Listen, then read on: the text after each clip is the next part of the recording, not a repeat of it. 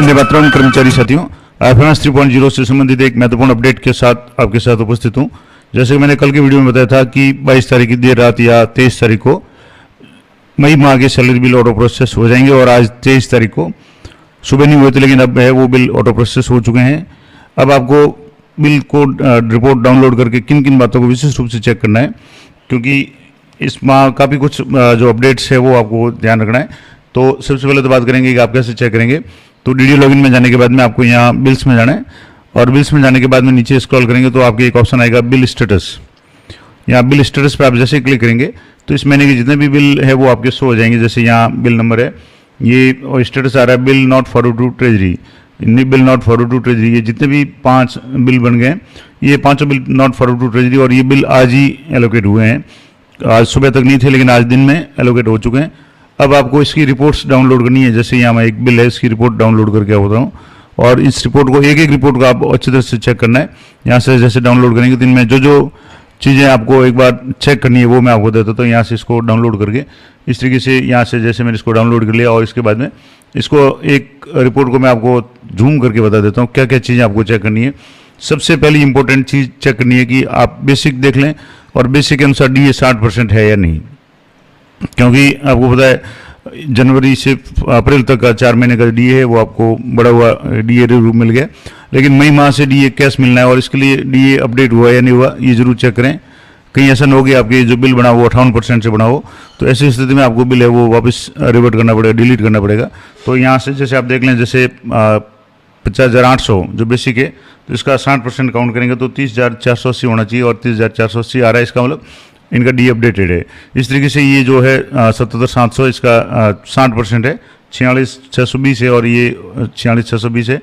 तो एक तो ये हो गया कि सभी कर्मचारियों का DA आपको चेक करना है।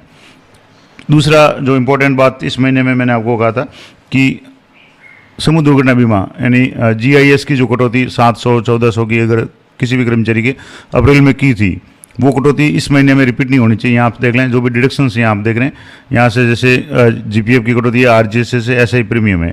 यहाँ देखेंगे तो SI लोन है, GPF है, RGSS और SI प्रीमियम है।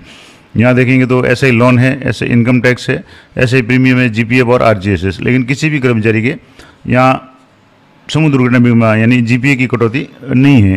तो ये कटौती चूँकि अप्रैल माह में करनी थी, मई में नहीं करनी थी, तो ये कटौती अगर डिलीट कर दी है तब तो कोई समस्या नहीं है। लेकिन अगर मान लो गलती से रह गई और आपने डिलीट नहीं की तो अप्रैल माह के साथ साथ मई माह की सैलरी से भी जो समूह दुर्घटना बीमा की कटौती हो जाएगी तो वो उसका कोई औचित्य नहीं रहेगा, तो फिर आपको वापस बिल डिलीट करना पड़ेगा। तो ये जरूर चेक कर लें। तीसरी जो इम्पोर्टेंट बात है इनकम टैक्स से संबंधित, अगर मान लो किसी कर्मचारी ने इनकम टैक्स की कटौती के लिए अगर रिक्वेस्ट दिया हुआ है तो वो अपडेट हुई या नहीं हुई। जैसे यहाँ एक कर्मचारी है जिनका बेसिक ज़्यादा है तो इनका इनकम टैक्स निश्चित रूप से बनेगा, तो इसके लिए 11,000 रुपये की कटौती इन्होंने इस माह में करवाई हुई है। इस तरीके से जिनका बेसिक कम है और जिनको लग रहा है कि टैक्स नहीं बनेगा तो उनके कटौती अभी तक शुरू नहीं की है। तो ये भी आप जरूर चेक करें कि जिन जिन कर्मचारियों ने इनकम टैक्स की कटौती के संबंध में अगर कोई भी दिया हुआ है प्रपोजल तो वो देखें। तीसरी जो ये 3 बातें हो गई, यानी सबसे पहले आपको DA चेक करना है, समूह दुर्घटना बीमा की कटौती चेक करनी है और इनकम टैक्स की। इसके अलावा जो एक और इम्पोर्टेंट बात जो मैं आपको बता रहा हूँ कि आपको कई ऐसे कर्मचारी भी हैं जिनका अभी हाल के महीनों में स्थायीकरण हुआ है।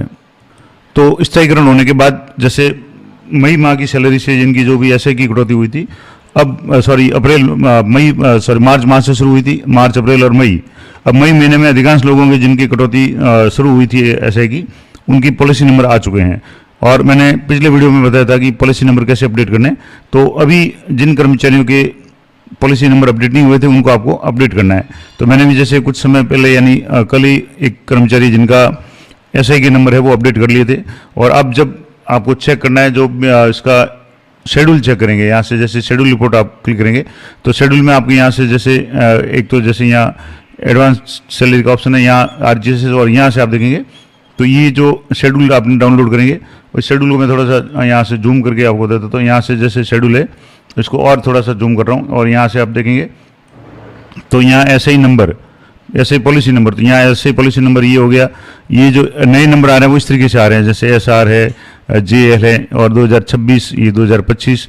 तो जो भी कर्मचारी है जिनके अगर ऐसा ही नंबर अभी नए जारी हुए हैं। इस तरीके से जो पुराने नंबर थे वो कम अंकों के थे, कुछ साथियों को अभी जारी नहीं हुए, तो उनके जैसे डिफॉल्ट 4/04/2022 आ रहा है, किसी के 04/2026 आ रहा है, ये डिफॉल्ट ऐसे ही लिखे हुए थे। लेकिन जो वास्तविक नंबर है वो आपके इस तरीके से आएंगे, JL या JRJ जो भी है उसके जिले का कोड है, उसके बाद में 2026 जो भी साल है, इस तरीके से यहाँ SR है, यानी शुरू की ये एम्प्लॉय है, मूल रूप से आईडी बनी हुई है, और 2025 यानी 2025 का इनका अपॉइंटमेंट है। इस तरीके से आगे के कुछ अंक होंगे। तो इस तरीके से जिनके भी SI नंबर जारी हो चुके हैं वो भी आपको अपडेट करने थे, और अपडेट करने के बाद में शेड्यूल में भी आप जरूर चेक करें कि उनका SI नंबर है वो जारी हुआ या नहीं हुआ, या SI नंबर अपडेट हुआ या नहीं हुआ। तो ये तो 4 चीज़ें हो गई। इसके अलावा इस महीने में अगर किसी भी कर्मचारी का बेसिक चेंज हुआ है, तो वो बढ़ा हुआ बेसिक है वो आपने अपडेट किया हुआ, तो वो सैलरी है वो नए बेसिक से बन के आई है, उसी के अनुसार DA HRA भी अपडेट हुआ या नहीं हुआ। तो ये सारी चीज़ें आपको एक बार चेक करनी है। तो मई माह के जो सैलरी बिल ऑटो प्रोसेस हो चुके हैं, ये इनको फॉरवर्ड करने से पहले जो चीज़ें मैंने आपको बताई है वो एक बार जरूर चेक कर लें, खास करके DA, इसके अलावा समूह दुर्घटना बीमा की कटौती, इनकम टैक्स, इसके अलावा SI नंबर जो है, इसके अलावा किसी का बेसिक किसी भी कारण से, प्रमोशन के कारण से, या मान लो ACP लगी है, किसी भी तरीके से MSCP वगैरह है तो चेंज हुआ है, तो उसके अनुसार अगर कोई GPF वगैरह की स्लैब भी चेंज हो रही है तो वो भी आप चेक करें। अन्यथा इस बार पिछले 2-3 महीनों से जो एक तरह से कह सकते हैं कि AI का इसमें यूज हो रहा है, और जहाँ भी गलती हो रही है वो तुरंत डिटेक्ट हो रही है और आपके उस बिल पे ऑब्जेक्शन लग रहा है। तो इस तरीके से जो भी आप चेक जरूर कर लें, और ये ध्यान रखें जो भी जिम्मेदारी है सैलरी के संबंध में वो DDO की जिम्मेदारी होती है। तो जो भी DDO साहब है या जो भी साथी FMS 3.0 का काम देख रहे हैं, वो एक एक बिल को डाउनलोड करके, उसकी रिपोर्ट को डाउनलोड करके अच्छी तरह से चेक करें। DA वगैरह में कई बार वापस फिर समस्या होगी, DA एरियर बनाना या सैलरी एरियर बनाना वगैरह, इस तरीके से समस्या होगी। तो कोशिश करें कि आप सभी का जो भी भुगतान है वो पूरा भुगतान हो, ना तो कोई कम मिले और ना अधिक मिले। अधिक मिले तो भी वो वित्तीय अनियमितता आएगा। तो इस तरीके से ये अपडेट थी मई माह के सैलरी बिल के संबंध में। तो ये संपूर्ण जानकारी आशा करता हूँ आपको अच्छी लगेगी या आपके लिए उपयोगी रहेगी। जानकारी अच्छी लगे तो वीडियो को लाइक करें, शेयर करें। मिलते हैं नेक्स्ट वीडियो में, तब तक जय हिंद, जय भारत।